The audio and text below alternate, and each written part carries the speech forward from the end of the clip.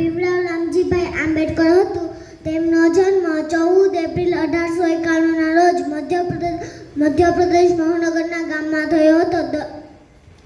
બાબા સાહેબ આંબેડકરને 64 વિષયો અને 11 ભાષાઓનું જ્ઞાન ધરાવતા હતા.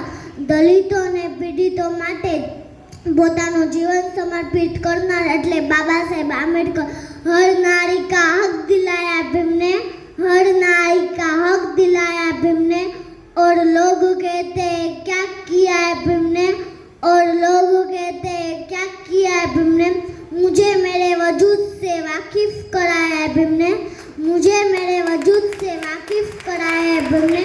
बाबा साहेब आंबेडकरे महिलाओं માટે ઘણું બધું યોગદાન આપ્યું છે.